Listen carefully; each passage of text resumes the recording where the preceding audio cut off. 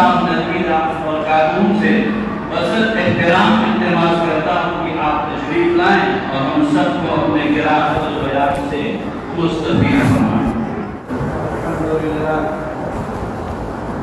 نحمده ونستعينه ونستغفره ونستهديه ونعوذ بالله من شرور انفسنا ومن سيئات اعمالنا من يهده الله فلا مضل له ومن يضلل فلا هادي له ونشهد ان لا اله الا الله وحده لا شريك له ونشهد ان سيدنا ومولانا محمدا عبده ورسوله أما بعد فأعوذ بالله من الشيطان الرجيم بسم الله الرحمن الرحيم قل إن كنتم تحبون الله فاتبعوني يحببكم الله ويغفر لكم ذنوبكم والله غفور رحيم وقال سبحانه وتعالى قل أطيعوا الله والرسول وقال الله جل وعلا يا أيها الذين آمنوا لا ترفعوا أصواتكم فوق صوت النبي ولا تجهروا له بالقول كجهل بعضكم لبعض أن تحبط أعمالكم وأنتم لا تشعرون صدق الله العظيم وقال النبي صلى الله عليه وسلم ثلاثة من كن فيه وجد بهن حلاوة الإيمان أن يكون الله ورسوله أحب إليه مما سواهما وأن يحب المرء لا يحبه إلا لله وأن يكره أن يعود إلى الكفر بعد أن انقذه الله كما يكره أن يقذف في النار كما قال عليه الصلاة والسلام میرے نہایت قابل قدر عزیزوں دوستوں بزرگوں اور میری بھائیوں آج کے دن ہم آپ یہاں جمع ہیں اور ہمارا جمع ہونا ایک مقصد کے خاطر ہمارا یہ جمع کرنا اور جوڑنا کوئی رسمی نہیں کہ رسمی یہ اجتماع اس سے عمل کی طاقت بھی پیدا ہو لیکن آپ حضرات کو جو جوڑا گیا ہے ایک فکر دلا ہے اور عمل کے جذبے کے ساتھ جس جذبے کے ساتھ حضرات صحابہ کرام رضوان اللہ تعالی علیہ حضرت نبی پاک صلی اللہ علیہ وسلم کی مبارک مجلسوں میں جمع ہوا کرتے ہیں اس لیے یہ بات خوب اچھی طرح یاد رکھیں کہ حضور اکرم صلی اللہ علیہ وسلم کی مبارک مجلسوں میں صحابہ سب سے پہلے عمل کی نیت سے جو جمع ہوتا عمل کی نیت اور اسی طور پر صحابہ اکرام رضوان اللہ تعالی علیہم آقا صلی اللہ علیہ وسلم کی مبارک مجلس میں آپ کی باتوں کو سن کر اللہ کے بندوں تک پہنچانے کی نیت سے جمع ہوتا اسی لیے حضور اکرم صلی اللہ علیہ وسلم نے دعا دی ہے نضر اللہ امرا سمع مقالتی فأوعاها فبلغها اللہ تعالیٰ ان کے چہرے کو روشن کر دے منور فرما دے جس نے میری بات سنی اس کو محفوظ کیا اور اس کو دوسروں تک پہنچایا اس لیے اس ذمہ داری کے ساتھ آج کا ہمارا جمع ہونا اسی طور پر حب رسول صلی اللہ علیہ وسلم پر دلالت کرتا ہے ایک دن کے لیے نہیں بلکہ زندگی کی آخری سانس تک حضور سے محبت کرنا یہ ایمان کا جز ہے۔ میں آگے کی بات کروں گا کہ حضور اکرم صلی اللہ علیہ وسلم سے محبت کا اظہار کرنا بھی زندگی کی آخری سانس تک یہ ایمان کا جز ہے۔ یہ جو حضور کی محبت کو صرف دل میں چھپا لے وہ تو نفاق سے سودا کرتا ہے۔ ایمان سے سودا تو یہ ہے کہ حضور کی محبت کا اظہار ہر وقت ہو۔ اور معاف کرنا میرے عزیز و دوستوں، موضوع میرا دوسرا ہے، لیکن میں یہ بات آگے کو کہتا چلوں۔ عمومی طور پر مسلمانوں کی زندگیوں سے حضور کی محبت کا اظہار نہیں دکھتا۔ کیوں بھائی؟ نہ ہماری زندگیوں سے، نہ ہمارے پوشاک سے، لباس سے، نہ ہمارے چہرے سے، نہ ہمارے عمل سے۔ آپ دیکھ لیجیے، غور کر لیجیے، اس سڑک پر اگر آپ جائیں، کسی بازار میں جائیں، کتنے آدمی دکھتے ہیں ہمیں جو دور سے نظر آ رہا ہو کہ یہ غلام محمد مصطفیٰ صلی اللہ علیہ وسلم۔ تو بھائی بات حقیقت ہے کہ کتنی خواتین ہماری ہیں جو دور سے نظر آئے کہ یہ سب کے سب حضور اکرم صلی اللہ علیہ وسلم کی امتی ہیں، ان کی زندگی دوسروں سے مختلف ہے۔ بلکہ اللہ معاف کرے، اللہ معاف کرے، جب حالات کسی جگہوں پر مسلمانوں پر آئے تو بعض مسلمانوں نے تو اپنی داڑیاں بھی کٹائی، بعض نے ٹوپیاں اپنے جیبوں میں رکھی۔ یہ ایمان کی سطح اتنی گھٹی۔ حضور اکرم صلی اللہ علیہ وسلم سے حقوق میں بھی بات آئی، تو اس وقت ہمیں جو باتیں عرض کرنی ہے، ایک ضمنی بات کی جو آپ کے سامنے ذکر کی۔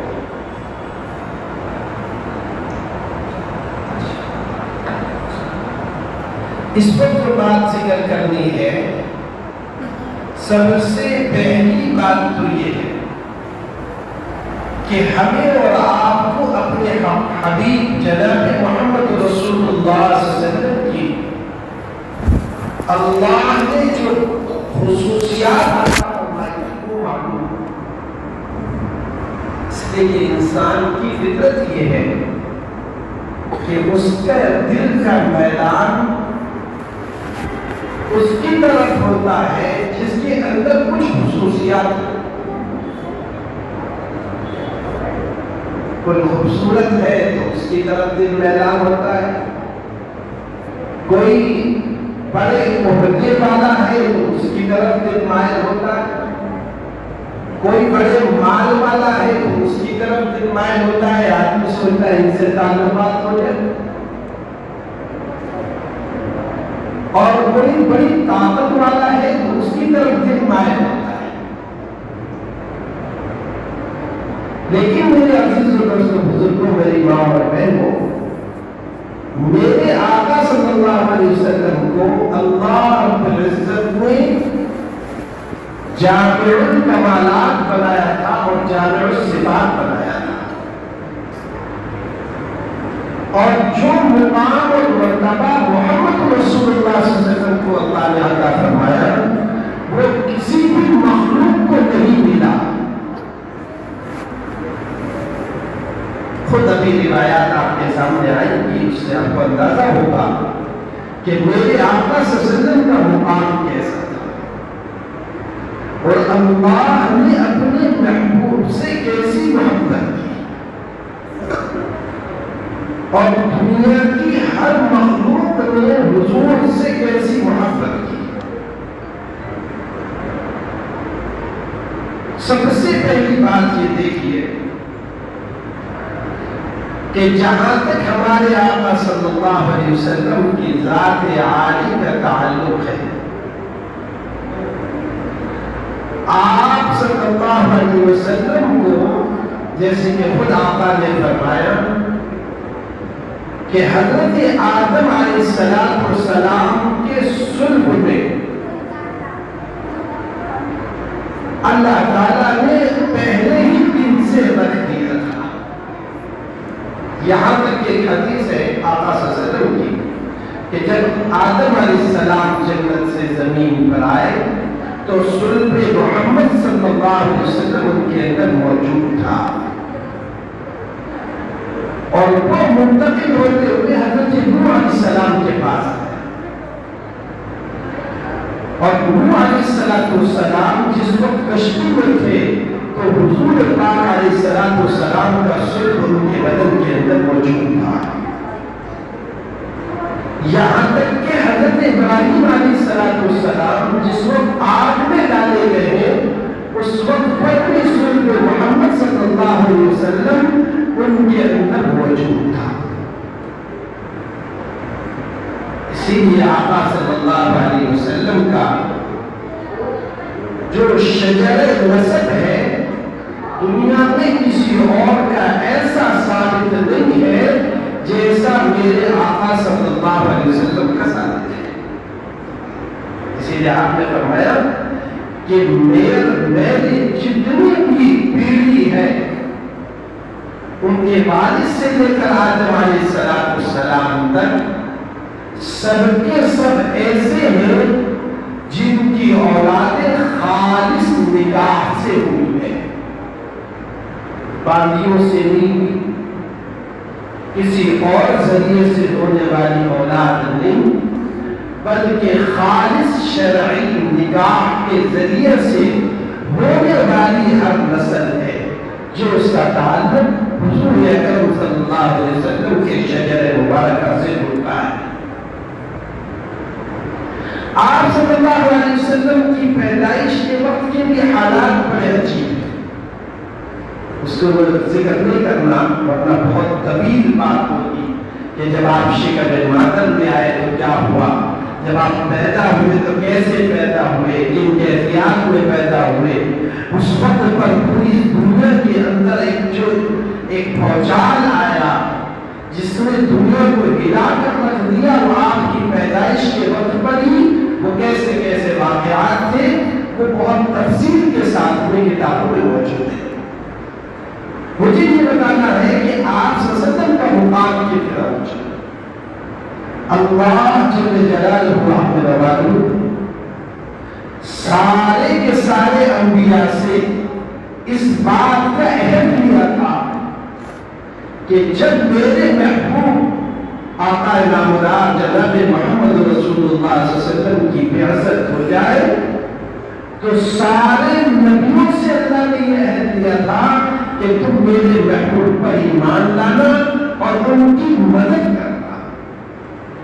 وَإِذْ أَخَذَ اللَّهُ مِيثَاقَ النَّبِيِّينَ لَتُؤْمِنُنَّ بِهِ وَلَتَنصُرُنَّهُ قَالُوا أَقْرَرْنَا قَالَ فَاشْهَدُوا وَأَنَا مَعَكُم مِّنَ الشَّاهِدِينَ. سارے نبیوں سے اللہ عہد دے رہے ہیں یہ بات کسی اور کے لیے نہیں ہے, صرف جناب محمد رسول اللہ صلی اللہ علیہ وسلم کے لیے ہے کہ اللہ سارے نبیوں سے یہ کہہ رہے ہیں کہ اگر میرے محبوب کی بعثت ہو جائے تو تم سب کے سب ان پر ایمان لے آنا اور ان کی مدد کرنا. سب نے اس کا اقرار کیا.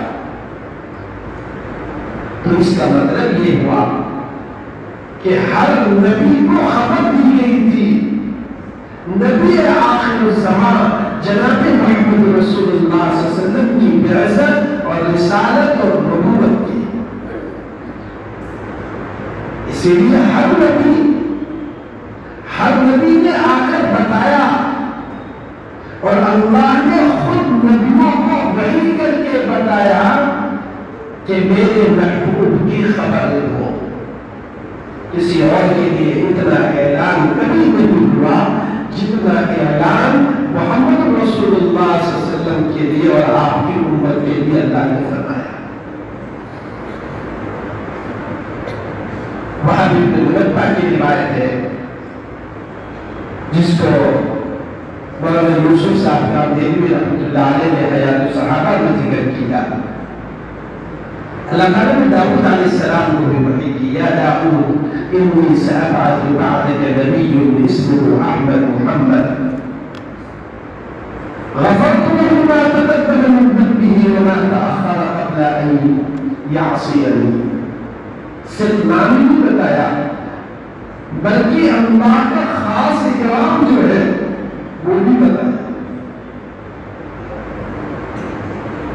کہ اے داؤد میں آپ کے بعد نبی بھیجوں گا جن کا نام احمد محمد مصطفیٰ صلی اللہ علیہ وسلم ہوگا. نام بھی اللہ کا اختیار کیا ہوگا. اللہ اکبر. اور اس نام کے اوپر علماء نے کلام کیا ہے کہ اس نام کی وجوہات کیا ہے. ایک پڑوس ملک کے ایک عالم نے کہا کہ اگر کوئی یہ کہتا ہے میں تیرے نبی کی شان نہیں بیان کرتا تو ہم اس سے صرف یہ پوچھتے ہیں بتاؤ ان کا نام کیا تھا. وہ کہتا ہے محمد. میں نے کہا تم نے شان کو بیان کر دی. محمد تو نام ہی ہے جس کی خوب تعریف کی جائے جس کی حمد کی جائے. وہ تو شان والا عظمت والا اللہ نے اس کا نام رکھ دیا. اسی لیے اللہ تعالیٰ نے فرمایا وَرَفَعْنَا لَكَ ذِكْرَكَ. اے میرے محبوب میں نے آپ کا نام اور آپ کا تذکرہ بہت ہی بلند کر دیا ہے. اتنا بلند کہ جب جب اللہ کا نام لیا جائے گا تو محمد رسول اللہ صلی اللہ علیہ وسلم کا نام بھی لیا جائے گا. جب جب اللہ کا نام لیا جائے گا تو آقا کا نام لیا جائے گا. اور پھر اللہ تعالیٰ نے اوصاف بیان کیے.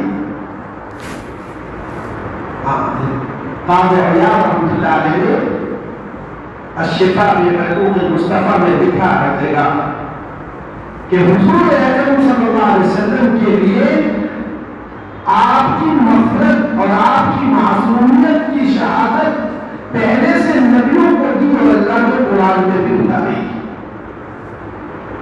إِنَّا فَتَحْنَا لَكَ فَتْحًا مُبِينًا لِيَغْفِرَ لَكَ اللَّهُ مَا تَقَدَّمَ مِن ذَنبِكَ وَمَا تَأَخَّرَ.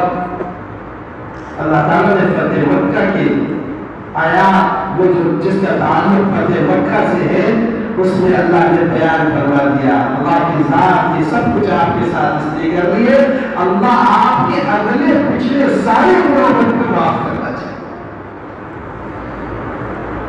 علماء نے لکھا ہے اس کی تفسیر میں کہ حضرت عبداللہ بن عباس رضی اللہ تعالیٰ عنہ فرماتے ہیں کہ میں کسی بھی نبی کے بارے میں یہ نہیں آیا کہ اس کے اگلے اور پچھلے سارے گناہ معاف کر دیے گئے سوائے جناب محمد رسول اللہ صلی اللہ علیہ وسلم کے. اور میری اللہ کو کیسی محبت تھی.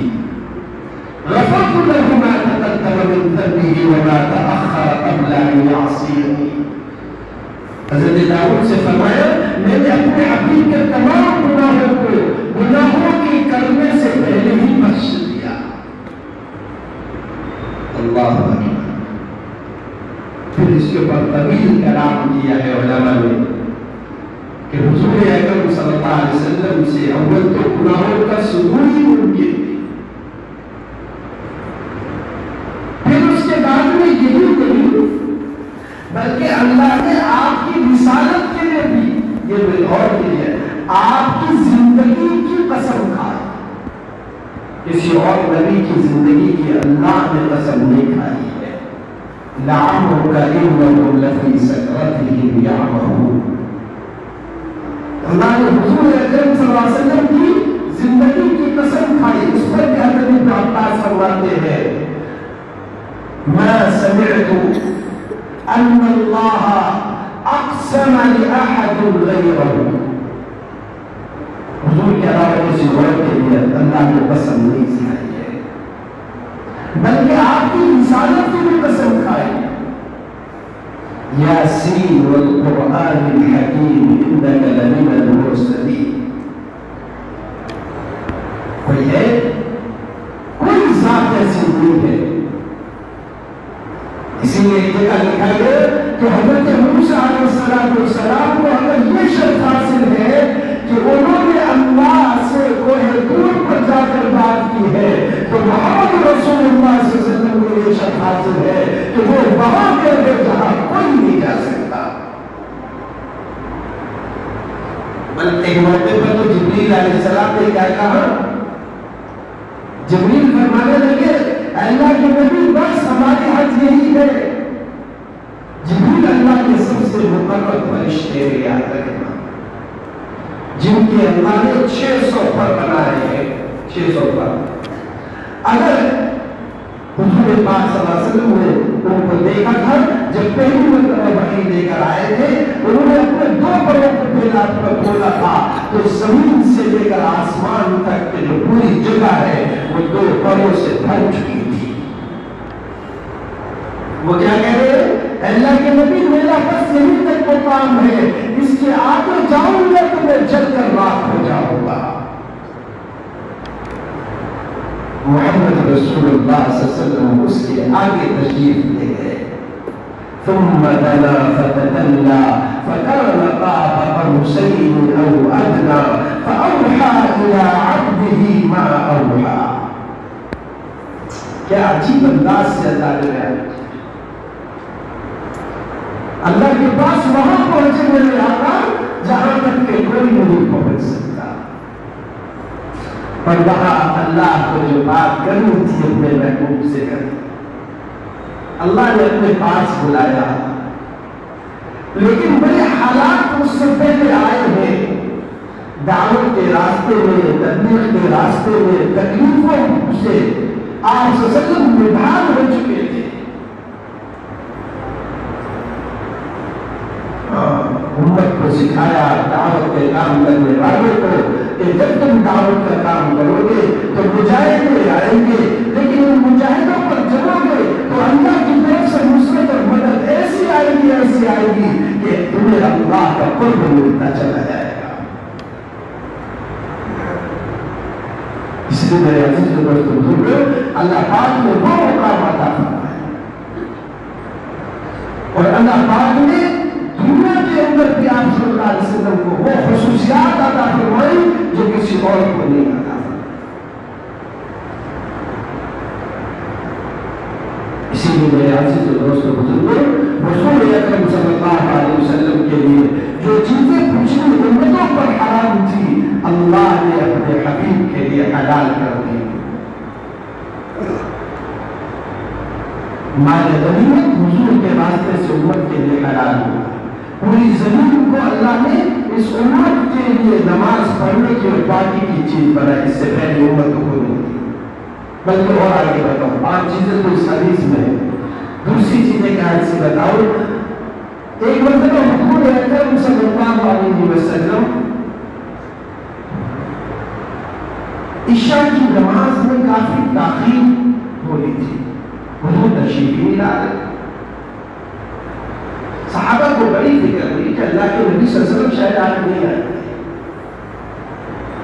لیکن کافی تاخیر کے بعد حضور اکرم صلی اللہ علیہ وسلم تشریف لائے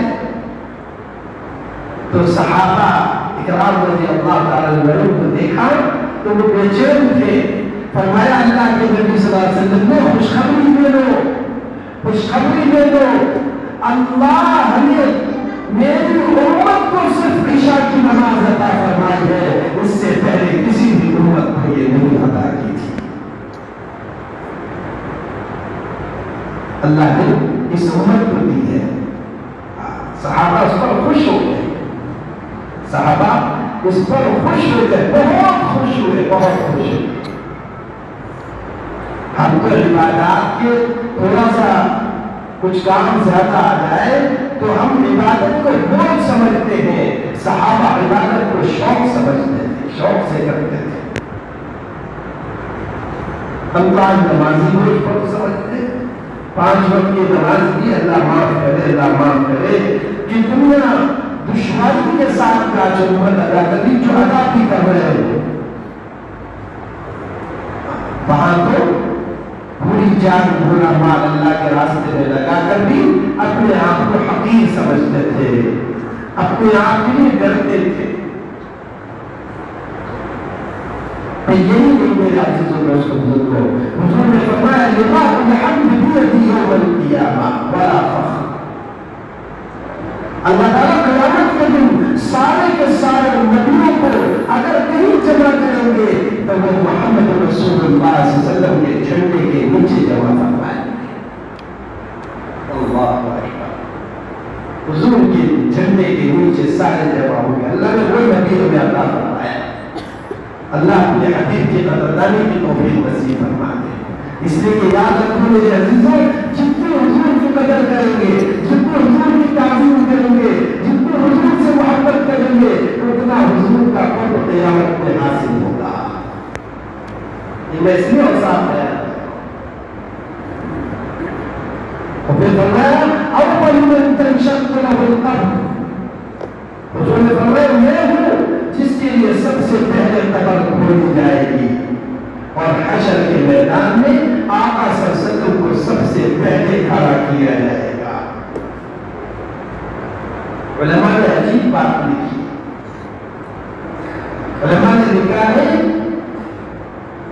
کہ اس کے پیچھے بھی ایک بڑی حکمت ہے کہ حشر کا میدان اتنا مہیب اور بھیانک ہوگا کہ انسان اس کا تصور بھی نہیں کر سکتا۔ دنیا میں زمین تابع کی ہوگی، سورج سوامی کے فاصلے پر ہوگا، کسی انسان کو ہلنے کی اجازت نہیں ہوگی، اور ایک دن 50,000 سال کے برابر ہوگا۔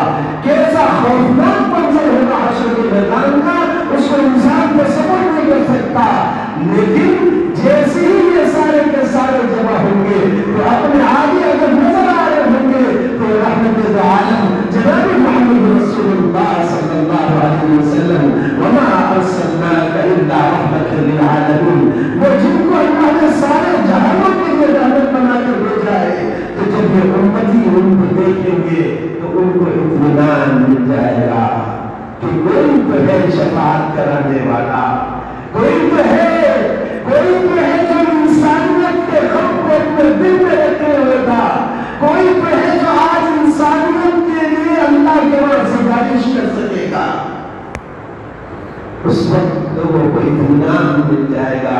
سب سے پہلے محمد رسول اللہ صلی اللہ علیہ وسلم وہاں کھڑے ہوں گے۔ اور تو کرو میرے بھائی،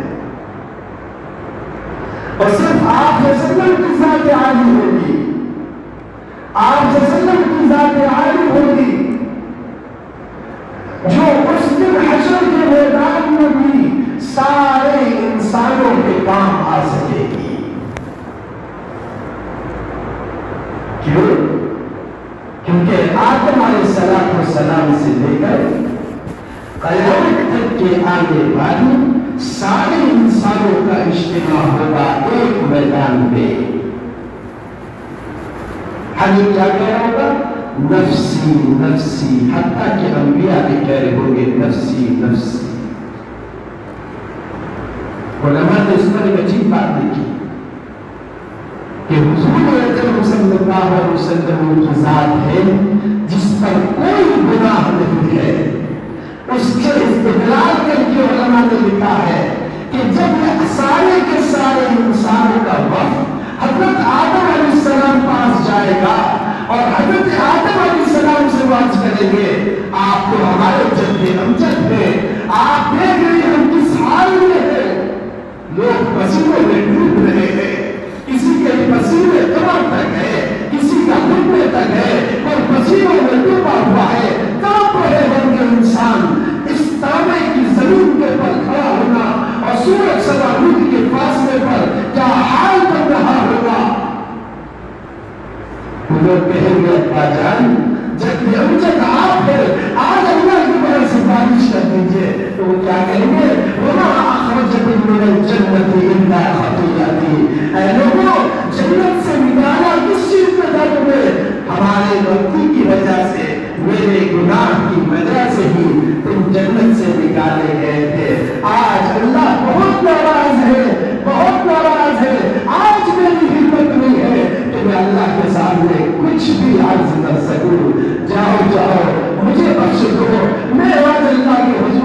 نہیں ہو سکتا، جاؤ ابراہیم خلیل اللہ کے پاس چلے جاؤ، وہ اپنی غلطی مانیں گے۔ ابراہیم علیہ السلام کے پاس جائیں گے، وہ بھی اپنی غلطی مان کر عذر پیش کر دیں گے کہ میں آج اللہ کے حضور میں نہیں جا سکتا۔ حضرت موسیٰ علیہ السلام کے پاس جاؤ، وہ بھی عذر پیش کر دیں گے، ہر ایک ڈرا ہوا ہے، ہر ایک ڈرا ہوا ہے۔ عیسیٰ علیہ السلام کے پاس جاؤ، عیسیٰ علیہ السلام بھی معذرت کر دیں گے کہ میں آج اللہ کے سامنے حاضر نہیں ہو سکتا۔ یہاں تک کہ انسانیت کا وقت جناب محمد رسول اللہ صلی اللہ علیہ وسلم کے پاس جائے گا اور آپ سے عرض کرے گا، اے اللہ کے حبیب صلی اللہ علیہ وسلم، آپ دیکھ رہے ہیں کہ آج انسانیت تڑپ رہی ہے، انسان کس حال میں ہے، لوگ تڑپ رہے ہیں، پریشان ہیں، اے اللہ کے حبیب آج اللہ کے حضور میں سفارش کر دیجیے۔ آپ فرمائیں گے انا لہا، میں ہوں اس کے لیے، میں ہوں اس کے لیے۔ اسی لیے ہم اور آپ دعا کرتے ہیں کیا؟ اللهم رب هذه الدعوة التامة والصلاة القائمة آت محمدا الوسيلة والفضيلة وابعثه مقاما محمودا الذي وعدته۔ مقام محمود یہی ہے جو شفاعت کبریٰ ہے۔ حضور اکرم صلی اللہ علیہ وسلم فرمائیں گے چلو میں ہوں اس کے لیے، اس لیے آپ اللہ کی کرسی لگائی جائے گی، ہمارے آقا صلی اللہ علیہ وسلم سجدہ-ریز ہو جائیں گے، سجدہ-ریز ہو جائیں گے۔ یاد رکھو مسلمانوں، سب سے زیادہ بندہ اللہ کے جو قریب ہوتا ہے وہ سجدے کی بھی حالت میں ہوتا ہے۔ اقرب ما يكون العبد من ربه وهو ساجد، سب سے زیادہ بندہ اللہ کے قریب ہوتا ہے وہ سجدے کی حالت میں ہوتا ہے۔ اس لیے حضور نے فرمایا اس میں دعائیں مانگا کرو، سجدے میں تمہاری دعائیں رد نہیں ہوتی۔ آج جس وقت پوری انسانیت کا مسئلہ ہے، آدم علیہ السلام سے لے کر قیامت تک کے آنے والے انسان، اس وقت پر بھی اس مسئلے کو بھی جو سب سے بڑا مسئلہ ہوگا، اس سے بڑا مسئلہ کوئی نہیں آیا ہوگا انسانیت کے اوپر، اس کے حل کے لیے بھی آقا سجدے میں ہی جائیں گے۔ ہم تو سجدے کی قیمت ہی نہیں جانتے، اپنے مسائل نمازوں میں کہاں حل کراتے ہیں۔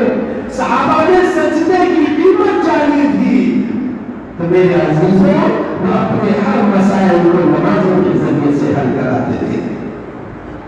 ہم پیروں کے پاس جاتے ہیں، عورتیں خاص طور پر تعویذ اور گنگے کے پیچھے بھاگتی ہے، حالانکہ یہ ایک تفصیلی موضوع ہے کہ تعویذ اور گنگوں کی شرعی حیثیت کیا ہے۔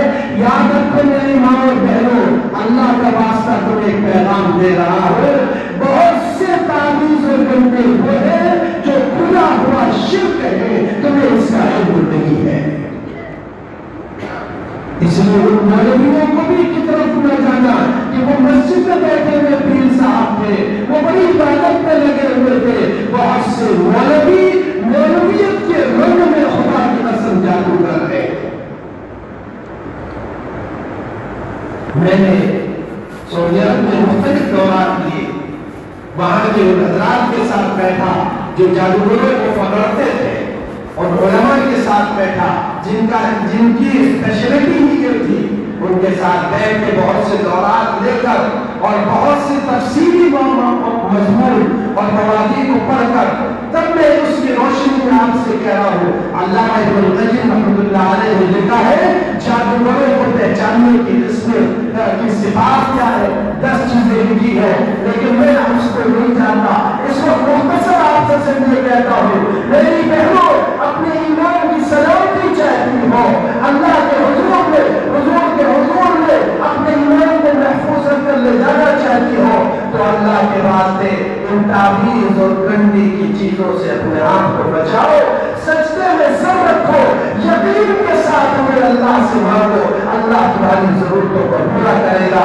وَمَن يَتَوَكَّلْ عَلَى اللَّهِ فَهُوَ حَسْبُهُ، جو اللہ پر بھروسہ کرتا ہے اللہ اس کے لیے کافی ہو جایا کرتے ہیں۔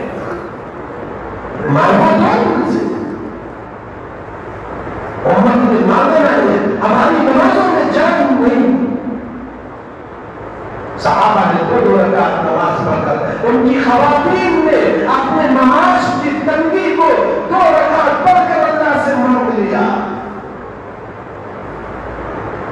ہماری بہنیں کیوں اس کی طرف توجہ دیتی جو کام کرنے کے لیے نہیں کرتی؟ یا میں کوئی یہ کرنا اور پھر مجھے بات آ گئی تو کہتا چلوں اللہ کرے یہی آج کا پیغام ہو جائے تب بھی ہماری نجات کے لیے کافی ہے. تو میری بہنوں بہت سے نوجوانی بہنیں جادوگروں کے پاس جاتی ہے. حالانکہ اللہ کے نبی نے فرمایا اگر کوئی شخص کسی جادوگر کے پاس گیا اور بیٹھ ہی گیا کچھ نہیں کیا تو اس کی 40 دن کی نمازیں اور عبادت قبول نہیں ہے. اور اگر میں کسی بہت سے لوگ بتاتے ہیں صاحب بہن ہاتھ دکھاؤ لو انگلی دکھاؤ ناخن دکھاؤ اور اس میں کہنا جو ہو تمہارے ساتھ تو یہ ہونے والا ہے یہ ہونے والا ہے یہ ہونے والا ہے. اور اگر اس نے اس کی تصدیق کر دی تو پتا ہے کیا بات نہیں حضور نے من اتاك من عرافا فصدقه فقد كفر بما انزل على محمد. جو کسی کاہن کے پاس رجوع کے پاس جادوگر کے پاس بال نکالنے والے کے پاس جاتا ہے اور جا کر اس کی کہی ہوئی بات کی تصدیق کر دیتا ہے اس کو سچا مانتا ہے اس نے محمد صلی اللہ علیہ وسلم پر اترنے والی چیز کا انکار کیا اس کے ساتھ کفر کیا. جو قرآن کے ساتھ میں انکار کرنے والا ہو گیا وہ کیسے ایمان پر باقی رہ سکتا ہے؟ اس لیے میری بہنوں اس سے بچے میرے بھائیوں اس سے بچے. تو میں یہ عرض کر رہا تھا کہ سب سے زیادہ بندہ اللہ کے جو قریب ہوتا ہے وہ سجدے کی حالت میں ہوتا ہے. محمد رسول اللہ صلی اللہ علیہ وسلم نے یہ پیغام دیا تھا اور کو یہ بتایا تھا. اسی لیے آپ اس دن جب اللہ کی کرسی لگائی جائے گی آپ سجدے میں گر جائیں گے جہاں تک کہ آپ اللہ سے مانگنا شروع کریں گے. اللہ تعالیٰ آپ کے دل پر بہت سے اپنے اسماء اور صفات اور حمد یہ آپ کے دل پر القاء فرمائیں گے. اس لیے ایک مسئلہ اور پتہ ہے بہت سے لوگ یہ سمجھتے ہیں کہ اللہ تعالیٰ کے صرف 99 نام ہے. نہیں یہ بہت بڑی غلطی ہے بہت بڑی غلطی ہے. اللہ کے صرف 99 نام نہیں ہے. اللہ کے ناموں کی تعداد بے شمار ہے. یہ جو 99 ہیں یہ فضیلت کے لیے بیان ہوتے ہیں حسر کے لیے نہیں. اس کی دلیل حضور اکرم صلی اللہ علیہ وسلم کی وہ حدیث ہے جو آپ صلی اللہ علیہ وسلم جو دعا مانگتے تھے اللہم انی عبدک ابن عبدک ابن امتک ناصیتی بیدک ماض فی حکمک عدل فی قضاءک اسألک بکل اسم هو لک. اللہ میں آپ کے ہر نام کے واسطے سے مانگتا ہوں سمیت به نفسک جو نام آپ نے خود رکھا ہو اور انزلتہ فی کتابک وہ نام آپ نے اپنے کتاب میں اتارا ہو اور علمتہ احد من خلقک وہ نام آپ نے اپنے مخلوق میں کسی کو سکھایا ہو اور استأثرت به فی علم الغیب عندک یا وہ نام اس نام کے بھی واسطے سے اللہ دعا کرتے ہیں جو آپ نے اپنا نام غیب میں چھپا کر رکھا ہے. اس سے پتہ چلا کہ میرے اللہ کے نام سے 99 نہیں ہے 99 فضیلت کے لیے ہے حسن کے لیے ہے. اللہ کے ناموں کی تعداد کوئی نہیں جانتا. تو اللہ تعالیٰ نے اپنے حمد اور اپنے ناموں کو حضور کے دل پر القاء فرمائیں گے یہاں تک کہ جناب محمد رسول اللہ صلی اللہ علیہ وسلم یہاں تک کہ حضور اکرم صلی اللہ علیہ وسلم میرے عزیز و دوستو بزرگوں اس وقت پر اللہ کے سامنے سجدہ ریز ہو کر رو رہے ہوں گے. اللہ پاک فرمائیں گے ارفع رأسك یا محمد سل تعطى شفع تشفع. میرے محبوب اب آپ کا رونا دیکھا نہیں جاتا. اپنے سر مبارک اٹھائیے مانگیے آپ کو عطا کیا جائے گا. آپ سفارش کیجیے آپ کی سفارش قبول کی جائے گی. کسی کی ہمت نہیں. اسی لیے میں یہ بات کہتا ہوں کہ اگر پوری انسانیت کے اوپر کسی کا احسان ہو سکتا ہے تو صرف ایک ذات ہے, وہ ہے ذات محمد صلی اللہ علیہ وسلم. ساری انسانیت کے لیے نہیں, ساری مخلوق کے لیے رحمت بن کر اگر آئے ہیں تو صرف جناب محمد رسول اللہ صلی اللہ علیہ وسلم. مسلمانوں اپنے حبیب صلی اللہ علیہ وسلم کو پہچانا. اسی لیے تو یہ بات تھی, حضرت علی رضی اللہ تعالیٰ عنہ فرماتے ہیں کہ ہم مکہ مکرمہ میں ہم گزرتے تھے, جس درخت کے پاس سے آقا گزرتے تھے, جس پتھر کے پاس سے آقا گزرتے تھے, وہ درخت اور پتھر کہتا تھا السلام علیکہ یا رسول اللہ. حضور کو سلام کرتے تھے, درخت کو سلام کرتے تھے, پتھر سلام کرتے تھے.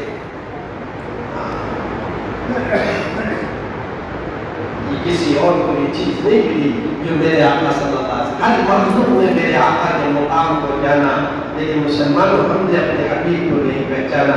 ابھی مولانا بتا رہے تھے کہ مسلمان, آج کا مسلمان وہ اپنے حبیب صلی اللہ علیہ وسلم کا نام نہیں جانتا.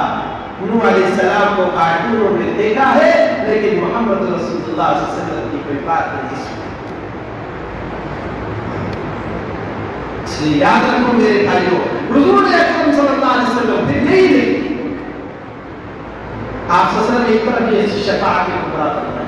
ایک حدیث آج میں پڑھ رہا تھا کہ اللہ کے نبی صلی اللہ علیہ وسلم نے فرمایا کہ سارے انبیاء نور کے منبروں پر بیٹھے ہوئے ہوں گے, لیکن میں نہیں بیٹھوں گا. اللہ پاک پوچھیں گے میرے محبوب, اللہ کو جو محبت تھی اپنے حبیب سے وہ کس سے ہو سکتی ہے؟ میرے محبوب آپ کیوں نہیں بیٹھ رہے ہیں؟ آپ تو بیٹھیے, یہ نور کا منبر لگایا گیا ہے. آپ نے فرمایا میں کیسے بیٹھوں, ابھی تو حساب نہیں شروع ہوا. اللہ پاک فرمائیں گے اچھا حساب ہونا شروع ہو جائے گا. پھر آپ صلی اللہ علیہ وسلم فرمائیں گے کہ اللہ میری امت کو جنت میں داخل فرما, میری امت کو جنت میں داخل فرما. میرے آقا ایسے ہیں کہ نہ دنیا میں ہم کو بھولے, نہ آخرت میں ہم کو بھولیں گے. پورے صراط پر بھی آپ ہمارے لیے کھڑے ہوں گے. کتنے رائے کے امتی پورے صراط جو جہنم کے اوپر پل ہے, میرا ایک ایک امتی مرد اور عورت اس جہنم کے پل کو سلامتی کے ساتھ میں پار کر اللہ سے مانگ رہے ہیں. حوض کوثر پر اپنی امت کو پانی پلا رہے ہوں. کیسا پانی پلائیں گے؟ حدیث میں آتا ہے کہ یہ ایسا پانی ہوگا جو دودھ سے زیادہ سفید, شہد سے زیادہ میٹھا. ایسا پانی کہ ایک مرتبہ پی لے گا لا یظمأ بعدہ ابدا, اس کے بعد کبھی اس کو پیاس نہیں لگے. سخت پیاس کی شدت ہوگی, سخت پیاس کی شدت, ایسی پیاس کی شدت ہوگی کہ آدمی کو جتنا بھی پانی پلا دیا جائے تب بھی اس کی پیاس وہ چیز نہیں بجھا سکے گی. اگر بجھا سکتی ہے جو جام انسان کی پیاس قیامت کے دن بجھا سکتا ہے, وہ صرف محمد رسول اللہ صلی اللہ علیہ وسلم کے ہاتھ ہے اور کسی کے ہاتھ نہیں. لیکن پتہ ہے میرے بھائیوں, پتہ ہے حضور نے فرمایا انا فاضل علی الحوض ومکافر بکم الامم. میرے امتیوں, میں تم سے پہلے حوض میں پہنچ جاؤں گا اور اپنی امت کی کثرت پر فخر بھی کروں گا, اور میں حوض پر موجود ہوں گا اور میرے امتی آ رہے ہوں گے. حضور تو اپنے امتیوں کو پہچانیں گے, اور پتہ ہے امت کیسے پہچانی جائے گی؟ ہم اور آپ دوسرے عام انسانوں کی طرح ایک انسان ہے, لیکن یہ امت جو ہے, جو آبائے وضو اس کے ہے, جس کو جن جگہوں کو ہم دھوتے ہیں وضو میں, اللہ اس کو روشن و چمکدار بنا دیں گے. اس سے یہ امت پہچانی جائے گی. اب بتاؤ جو نماز ہی نہیں پڑھتی بہن, یا جو بھائی نماز نہیں پڑھتا, ان کے آباء نزول کیسے چمکیں گے؟ سوچ لو میرے بھائی، سوچو کیسے چمکیں گے؟ اور میں تو ایک بات کہتا ہوں،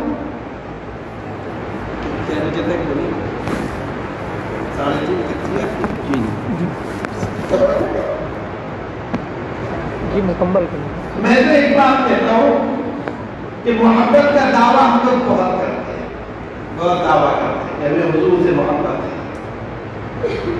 لیکن میرے عزیز و دوستوں بزرگ ایک بات بتا ہے، جس سے محبت ہوتی نا وہ اس کی آنکھوں کی ٹھنڈک بنتا ہی نہیں بنتا ہے، اس کے دل کا قرار بنتا ہے، دل کا سکون بنتا ہے۔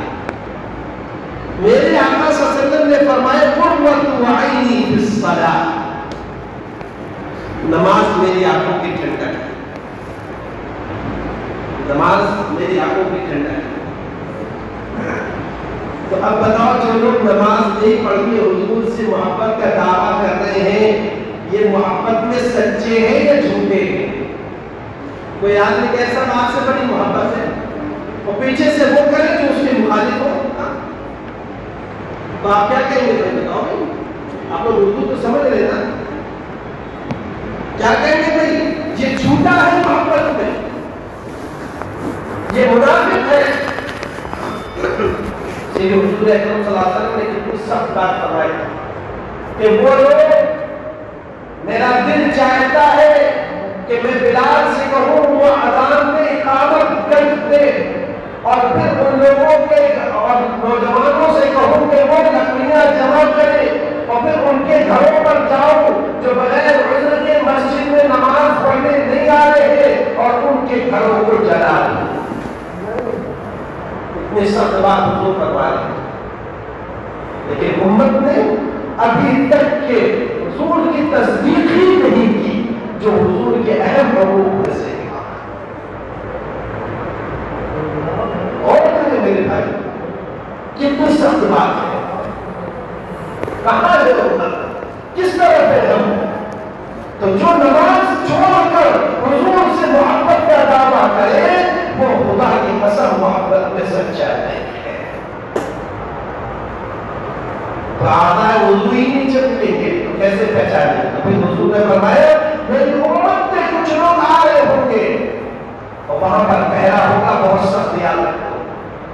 دنیا کے کسی بادشاہ کے محل کے ارد گرد اتنا سخت پہرا نہیں ہوتا جتنا سخت پہرا حوض کوثر کے ارد گرد ہوگا، کیونکہ وہاں جو پہرےدار ہوں گے وہ دنیا کے یہ سیکورٹی گارڈ والے نہیں یا بلیک ہیڈ کمانڈوز نہیں، بلکہ وہاں کے جو گارڈ ہوں گے وہ فرشتے ہوں گے۔ ان کی طاقت، ان کی قوت، ایک ایک فرشتہ اللہ کا ایسا ہے کہ اگر اس سے کہا جائے کہ زمین اور آسمان کو نگل جاؤ تو نگل سکتا ہے۔ ملک الموت کے ہاتھ میں زمین، ان کے ہاتھ میں ان کی ہتھیلی پر لگتی ہے پوری زمین، ہر گھر میں چکر لگا دیتے ہیں، کوئی مشکل نہیں۔ تو سیکورٹی کتنی سخت ہوگی وہاں، اور وہاں پر یہ آدمی جائے گا سوچے گا نکل جائے، سائڈ سے نکل جائے، گھر سے نکل جائے، گھر سے نکل جائے، فرشتے دھکے دیں گے۔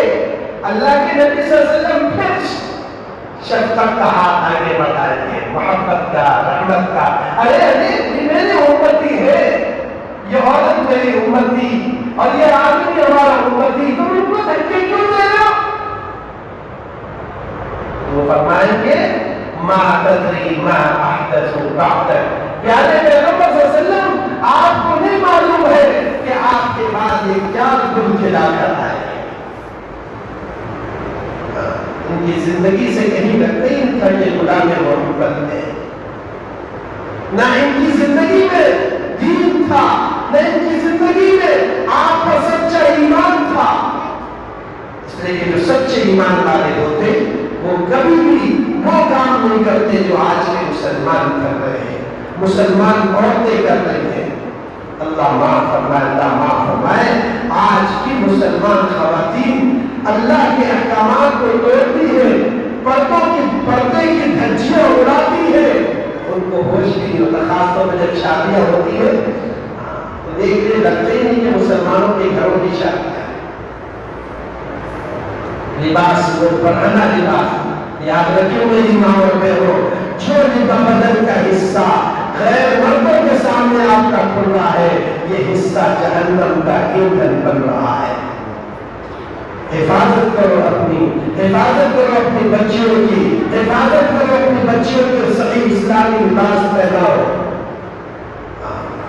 آج حال تو اتنا بگڑ گیا کہ ہماری بہنوں کو یہ بھی پرواہ نہیں ہے کہ ہماری بچیاں کس ماحول میں ان کی کیا تربیت ہو رہی ہے. ابھی میں نے پچھلے دنوں میں بھی کہا، ایک گھرانے کی ٹھیک ٹھاک گھرانہ، اس کے وہاں کی ایک بچی وہ سیتا کا رول ماڈل کر رہی تھی. سیتا بن رہی، سیتا. بتاؤ اس بچیوں کی تربیت کیا ہوگی؟ سوچنے کی بات ہے. یہ ذمہ داری ماں باپ کی ہے. تو اس لیے کیا کون کھلائے، کیسی زندگی گزاری. نمازوں کی عورتیں پرواہ نہیں، مرد بھی جیسے پرواہ نہیں کرتے، ہماری عورتیں بھی خاص طور پر جب بازار جائیں تو ساری نمازیں معاف کروا کے جاتی ہیں. ساری نمازیں معاف. شادی میں تو ہر نماز ہوتی ہی نہیں. وہ کسی عالم سے شاید فتویٰ لیا ہوگا یا کسی شیطانی انسان سے فتویٰ لیا ہوگا، اس کو دے دیا ہوگا کہ شیطان نے شادی میں کہا نماز. اور خاص طور پر میک اپ کے بعد تو نماز کہاں ہوگی. میک اپ ہے لیکن میک اپ نہیں ہے، بیداری نہیں ہے. میک اپ ہے لیکن خدا کی قسم غفلت نہیں ہے. نماز کسی حال میں معمولی میں نہیں پڑھو. محمد رسول اللہ صلی اللہ علیہ وسلم کا سچا غلام اور سچی باندھی بننا ہے تو نماز کبھی نہیں چھوڑنا اور اپنے ایمان اور عقیدے کی ہمیشہ فکر کرنی ہے. اس لیے یہ بات خوب اچھی طرح یاد رکھے. اس وقت پر جب فرشتے دھکے دیں گے اور ہمیں سخت ضرورت ہوگی اس کو پانی کی، ایک جام مل جائے، ایک گلاس مل جائے. اس لیے اس کے بعد جو پھر پیاس لگنی بھی ہے اس وقت پر جب دھکے دے رہے ہوں گے اور حضور صلی اللہ علیہ وسلم بلا رہے ہوں گے تو فرشتے یہ کہہ رہے ہوں گے ما تدری ما احدث بعدک، پیارے پیغمبر صلی اللہ علیہ وسلم آپ کو نہیں معلوم ہے کیا کچھ کھلائے ہوئے. کیسی یہ زندگی گزار کر آئیں گے یہ عورتیں، نہ اسلام جانتی تھی، نہ آپ کے احکامات و فرمان کو جانتی تھی. انہوں نے سب کو پیچھے چھوڑا ہوا تھا. اللہ کے نبی فرمائے سحقاً سحقاً، دور ہو جاؤ، دور ہو جاؤ، ان کو میرے قریب نہ کرو. میرے بھائیوں، دوستوں، بزرگوں، جس کو محمد رسول اللہ صلی اللہ علیہ وسلم نے اس مقدمے سے دور کر دیا تو اس کو اللہ سے کون ملا پائے گا؟ کون سے بزرگ، کون سے بزرگ، کون سا ولی، کون سی شخصیت اس کو اللہ کا قرب دلا سکتی ہے؟ سوچنے کی بات ہے.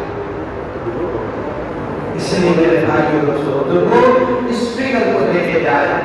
حضور پاک صلی اللہ علیہ وسلم کے اوصاف، آپ کی زندگی کے اوصاف بہت طویل موضوع ہے کہ کس طریقے سے آپ کے جسم کو بنایا گیا، کیا خصوصیات آپ کو عطا کی گئی، آپ کے بدن مبارک کو جو خالص باعث برکت تھا اس کی کیا خصوصیات تھی، صحابہ اس سے کیسے استفادہ کرتے تھے، آپ کے ایک چیز سے کیسے استفادہ کرتے تھے، حتیٰ کہ آپ کے خون مبارک سے بھی صحابہ نے کیسے استفادہ کیا. یہ سب بہت طویل واقعات ہیں اور حقائق ہیں جس کا وقت نہیں ہے کیونکہ 3 بجے تک کا وقت دیا گیا تھا اور تقریباً 3:35 ہو رہا ہے. لیکن اس وقت ایک پیغام ہے کہ میری بہنوں، حضور کی محبت کو پورے دن، پورے سال اور ہر لمحہ اور ہر لہجہ اپنے دلوں میں سجائیے. یہ سجاوٹ جو مصنوعی کر دی جاتی ہے اور اس کے ذریعے سے اظہار محبت کیا جاتا ہے، یہ محبت نہیں ہے. چونکہ یہ تو حضور سے ثابت، نہ صحابہ سے ثابت، نہ تابعین سے ثابت، نہ تبع تابعین سے ثابت. فاطمیوں نے 573 میں اس کو شروع کیا تھا اور جو بدعت آج رواج باتیں باتیں یہاں پہنچ گئی. میں نے کل بھی کچھ نوجوانوں سے کہا کہ یہ پیسے کسی غریب کو دے دیتے, کسی غریب کی بچی کی شادی کر دیتے, کسی بھوکے کو کھانا کھلا دیتے تو تمہیں زیادہ اجر و ثواب ملتا, بنسبت اس طرح سے ضائع کرتے. میں یہ نہیں کہتا, اللہ رب العزت آپ کو توفیق دے, آپ جتنی کثرت سے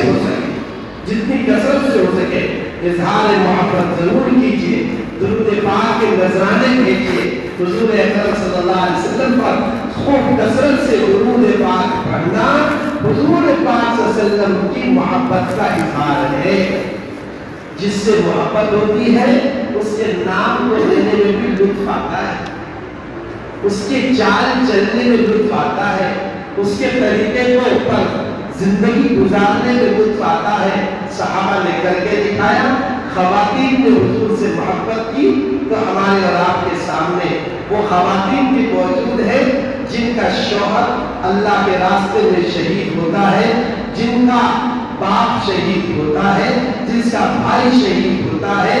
اس کو خبر دی جا رہی ہے کہ وہ شہید ہو گئے, تمہارا بھائی, تمہارا شوہر, تمہارا باپ, وہ انا للہ پڑھتی ہے.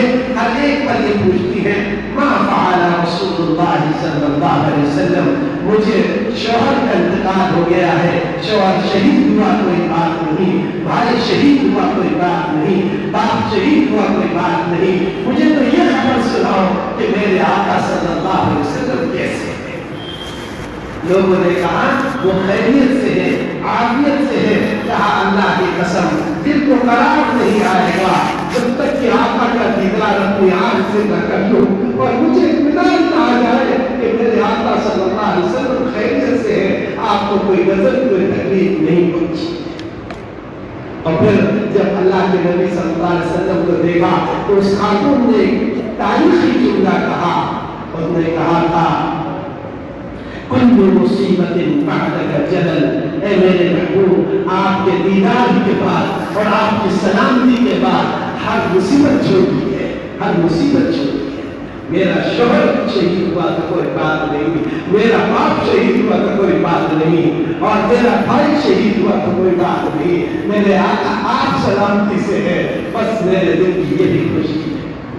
ابو بکر صدیق رضی اللہ تعالیٰ عنہ جس وقت اپنے والد کو لے کر آئے, اللہ اکبر, اسلام اللہ کے نبی صلی اللہ علیہ وسلم نے ان کو دعوت دی, وہ مسلمان ہو گئے. اس وقت ابو صدیق نے کیسا جملہ کہا تھا, فرمایا اللہ کے نبی میرے ابا اسلام لے آئے ضرور, مجھے خوشی ہے, لیکن اللہ کے نبی صلی اللہ علیہ وسلم اگر آپ کے چچا ابو طالب اسلام لے آتے تو مجھے اپنے باپ کے اسلام لانے سے بھی زیادہ خوشی ہوتی, کیونکہ اس میں محمد رسول اللہ کی خوشی ہوتی, اور میری خوشی محمد رسول اللہ صلی اللہ علیہ وسلم کی خوشی پر قربان ہے.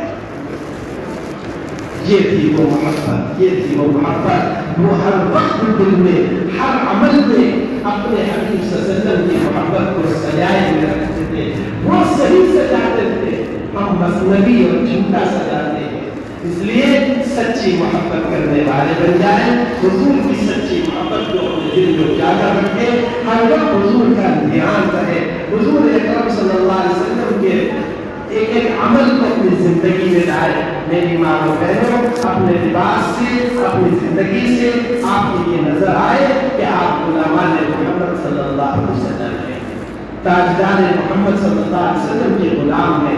دور سے نظر آ رہا ہو, یاد رکھو بہت سی مجلسیں میں ہم اور آپ جاتے ہیں, وہاں ماڈرن لوگ ہوتے ہیں, کھانے کا طرز الگ ہے, پینے کا طرز الگ ہے, بہت سے بہنیں اور بھائی سوچتے ہیں اگر ہم وہاں اس طریقے پر جو حضور کا طریقہ ہے اگر کھائیں گے تو لوگ ہمیں دیکھیں گے, یہ کون لوگ آ گئے, بیکورڈ لوگ ہیں. خدا کی قسم یاد رکھنا, مسلمانوں کو یاد رکھنا, حضرت عمر رضی اللہ تعالیٰ عنہ جس وقت بیت المقدس کی چابیاں دینے جا رہے تھے, ان کے کپڑوں میں 70 زیور تھے, غلام کو سواری پر سوار کیا تھا. لوگ کہہ رہے تھے امیر المومنین, امیر المومنین, یہ بڑے ماڈرن لوگ ہیں, بڑے تہذیب یافتہ لوگ ہیں, جہاں اس وقت آپ جا رہے ہیں, اللہ کے واسطے یہ کپڑے